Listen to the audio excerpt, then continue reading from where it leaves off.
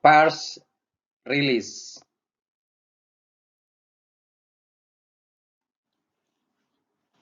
Berikutnya ini kita akan membahas tentang pers release. Jadi pers release ini adalah tempat untuk memberikan info-info, berita, atau kegiatan-kegiatan lainnya yang melalui siaran pers, media rilis, pernyataan pers, atau rilis video. Jadi ini juga merupakan sebuah komunikasi tertulis atau direkam diarahkan pada anggota media berita untuk tujuan mengumumkan sesuatu seolah-olah berita. Biasanya dikirim melalui fax atau email ke editor penugasan di surat kabar, majalah, stasiun radio, stasiun televisi, atau jaringan dari televisi itu sendiri. Nah, penggunaan siaran pers umum ini di bidang public relation biasanya tujuannya adalah untuk menarik perhatian media yang menguntungkan untuk klien public relation profesional atau memberikan publisitas untuk produk atau peristiwa yang dipasarkan oleh klien-klien. Siaran pers ini menyediakan wartawan dengan subsidi informasi yang berisi dasar-dasar yang diperlukan untuk mengembangkan berita. Siaran pers dapat mengumumkan berbagai berita seperti acara-acara terjadwal, promosi pribadi, penghargaan, produk dan layanan baru, penjualan dan data keuangan lainnya, prestasi, dan lain sebagainya. Jadi mereka ini sering digunakan dalam menghasilkan cerita fitur atau dikirim untuk tujuan konferensi pers mengumumkan acara mendatang atau perubahan dalam perusahaan. Sebuah pernyataan pers ini adalah informasi yang diberikan kepada wartawan. Ini adalah pengumuman resmi atau rekening suatu berita yang khusus disiapkan dan dikeluarkan untuk surat kabar dan media berita lainnya bagi mereka untuk membuat dikenal oleh masyarakat. Kita coba bahas jenis-jenis pers release ya. Ini ada yang pertama basic publicity release ya. Ini adalah segala informasi yang dinilai mengandung nilai berita bagi media massa. Yang kedua adalah produk rilis ya, ini berisi informasi tentang produk perusahaan, misalnya peluncuran produk baru ya, perubahan nama produk dan lainnya. Nah, jenis rilis ini lebih terbatas pada media-media ekonomi bisnis begitu. Sedangkan yang ketiga adalah financial release ya. Tidak semua perusahaan menganggap penting informasi jenis ini. Informasi keuangan biasanya dianggap sangat tabu gitu untuk menjadi konsumsi umum. Sekarang bukan hanya pemegang saham yang berhak atas informasi ini, tetapi publik pun juga berhak ya disodori informasi keuangan. Informasi ini akan menjadi penilaian publik tentang kredibilitas dari perusahaan. Nah, berkaitan dengan jenis-jenis rilis ini, Terence Sim juga menyebut 3 jenis pers rilis ya. Yang pertama adalah produk rilis. Ini untuk mengumumkan produk-produk baru ya, hampir sama dengan tadi yang di atas tadi, produk rilis tadi yang kita bahas sebelumnya. Terus yang kedua adalah executive statement release. Nah, ini lebih luas dari produk rilis karena menyampaikan berbagai isu yang relevan dengan perusahaan seperti pernyataan tentang perkembangan dan tren industri, ramalan penjualan di masa depan, pandangan tentang perekonomian, pemberitahuan tentang program pemasaran baru perusahaan, pandangan tentang persaingan antar negara atau perkembangan global, dan komentar tentang isu-isu lingkungan. Sedangkan jenis yang ketiga adalah feature article ya, ini merupakan penjelasan yang lebih rinci mengenai produk atau program lain yang layak diberitakan ya, yang telah ditulis oleh PR atau public relation untuk segera dipublikasikan. Nah, berikutnya tentang karakteristik ya, tentang karakteristik dari struktur naskah pers ya. Nah, ini ada 4 ya, ada 4 itu ada headline, ada deadline gitu. Terus ada lead atau teras berita serta news body atau tubuh atau isi berita itu sendiri. Kita coba bahas satu persatu dari karakteristik dari struktur naskah siaran pers ini ya. Jadi yang pertama adalah headline. Ini digunakan untuk menarik perhatian wartawan dan tingkat yang singkat gitu dari sebuah berita yang ringkas. Sedangkan yang kedua adalah deadline. Ini berisi tanggal rilis. Dan biasanya ada kota yang berasal dari siaran pers gitu. Jika tanggal yang tercantum adalah setelah tanggal bahwa informasi itu benar-benar dikirim ke media, maka pengirim meminta embargo berita. Ya. Wartawan yang berada di bawah berkewajiban untuk menghormati ini. Ya, deadline dari sebuah siaran pers. Yang ketiga adalah leads atau teras berita ya.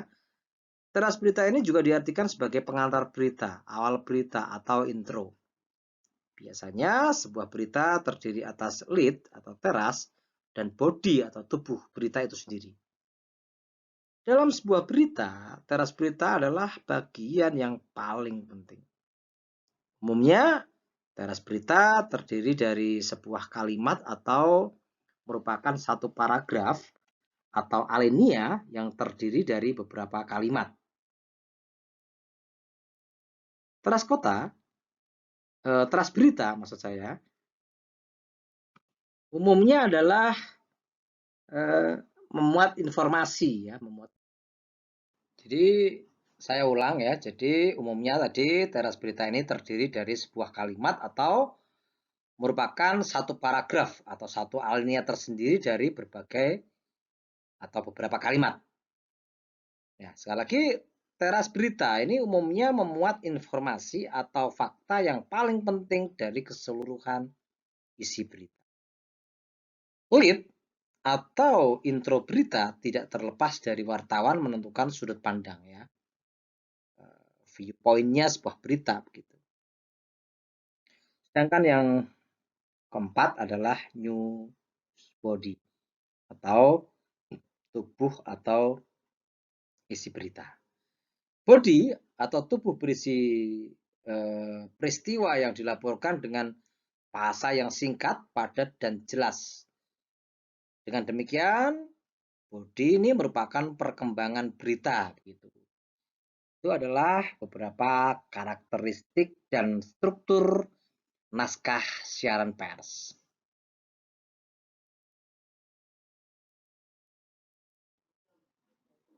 Selanjutnya, format siaran pers. Karena berasal dari lembaga formal, maka siaran pers umumnya juga formal. Ada format khusus dalam naskah siaran pers. Ini salah satunya seperti disarankan Media College ya, contohnya sebagai berikut nih. Ini bagian atas, naskah berisi untuk disiarkan segera, biasanya seperti itu ya, atau untuk disiarkan tanggal berapa itu di bagian atas. Nah, headline, terus judul siaran pers, layaknya judul berita yang harus menggambarkan isi dari siaran pers itu sendiri. Berikutnya deadline, ya ada baris tanggal, berisi nama, kota, dan tanggal. Terus dalam tubuh atau body itu kontennya atau isi dari siaran pers itu terdiri atas lead ya, atau teras, ya berita begitu dan tubuh berita atau body. Berikutnya juga ada info lembaga di bagian akhir naskah ya. Ini juga harus dicantumkan informasi tentang lembaga atau instansi yang mengirimkan rilis serta informasi kontak. Nah, setelah itu di bawahnya dicantumkan nama dan alamat lembaga ya. Ada nomor telepon, fax, ya, email, website, termasuk kontak person yang bisa dihubungi. Supaya pers rilis yang kita buat bisa memenuhi klasifikasi untuk diterbitkan pada media massa, ya, kita wajib mengetahui metode penyusunan press release yang baik serta benar. Melalui metode penyusunan press release yang simple, kita tidak bersama menemui apa yang butuh dan kita jalani ya saat, sebelum, kala, serta sehabis menulis press release. Ya. Ini ada beberapa tips penyusunan press release ya. Yang pertama adalah memiliki nilai berita. Ya, ini informasi yang disiarkan ini memiliki daya tarik bagi pembaca. Misalnya aneh, gitu ya, merupakan hal yang baru atau unik, berdampak, misalnya memiliki akibat bagi pembaca maksudnya, terus pertentangan atau konflik, terus menyampaikan kemajuan, ya, misalnya kemajuan e-text dan lain sebagainya. Yang pertama. Yang kedua, judulnya yang eye-catcher gitu. Judul yang singkat dan eye-catcher ini mampu membangkitkan perhatian dan menarik keingintahuan pembaca untuk membaca dari keseluruhan. Yang berikutnya, yang ketiga adalah lead, ya, kalimat pembuka yang padat dan jelas serta mampu mengikat para pembacanya. Yang keempat yang tak kalah penting adalah gunakan rumus 5W1H ya. Ini merupakan syarat penulisan karya jurnalistik yang baik ya. What apa? Ini adalah informasi apa yang hendak kita sampaikan. When kapan ya, kapan aktivitas tersebut berlangsung. Who siapa ya, siapa yang mengadakan aktivitas tersebut. Where di mana ya, di mana aktivitas tersebut dilaksanakan. Serta why ya, mengapa aktivitas tersebut dilaksanakan. Itu harus kita gunakan ya, kita sampaikan gitu. Nah, satu lagi H ya, H itu how atau bagaimana, ini adalah bagaimana detail aktivitas yang dilaksanakan gitu. Jadi walaupun tidak terdapat aturan khusus pada urutan ke-6 faktor tersebut, alangkah baiknya kita menyusun newsletter dengan urutan faktor yang ada tadi, yaitu 5W dan 1H. Berikutnya tips penyusunan press release yang kelima adalah disusun secara piramid terbalik ya. Dalam susunan berita ini didahulukan segi terpenting begitu, klimaksnya dilanjutkan kemudian secara berturut-turut oleh bagian yang berkadar semakin rendah. Misalnya penting, terus kurang penting, terus tidak penting. Jadi seperti piramid terbalik. Yang keenam adalah keakuratan sumber berita. Ini media akan memperhatikan ya keakuratan dari informasi begitu. Keakurasian informasi ini menjadi sebuah keterpentingan sendiri. Oleh karena itu, pastikan data dan fakta yang akan digunakan secara akurat. Yang ketujuh adalah gunakan kata-kata yang umum. Karena menghadapi masyarakat yang heterogen, maka bahasa yang digunakan haruslah sederhana dengan kata atau istilah yang lazim atau umum diketahui oleh masyarakat. Nah, berikutnya yang kedelapan adalah narah hubung ya. Cantumkan narah hubung yang lengkap. Tulis nama, jabatan, email, dan nomor HP. Ini membantu media untuk mengkonfirmasi informasi yang didapatnya. Ya. Terus yang terakhir, akhiri siaran pers dengan tanda pagar ya, biasanya seperti itu. Nah, selain tips penulisan, siaran pers ada rambu-rambu yang sebaiknya tidak dilakukan dalam penulisan siaran pers. Ya. Yang pertama, rambu-rambunya jangan gunakan kalimat atau paragraf yang panjang serta hindari pengulangan. Yang kedua, jangan blast ya. Maksudnya adalah sebaiknya jangan sebarkan siaran pers yang sama ke semua media. Jika bisa secara spesifik, susun siaran pers yang berbeda untuk setiap media. Yang ketiga, jangan kirim siaran pers dalam bentuk scan. Jika melalui email, masukkan siaran pers ke dalam body email. Atau jika pakai lampiran, gunakan format file plain text atau RTF ya, atau rich text format maupun Word dokumen. Demikian tadi materi tentang press release. Semoga materi tersebut bisa membantu pemahaman rekan-rekan semuanya. Mohon maaf kalau ada yang kurang.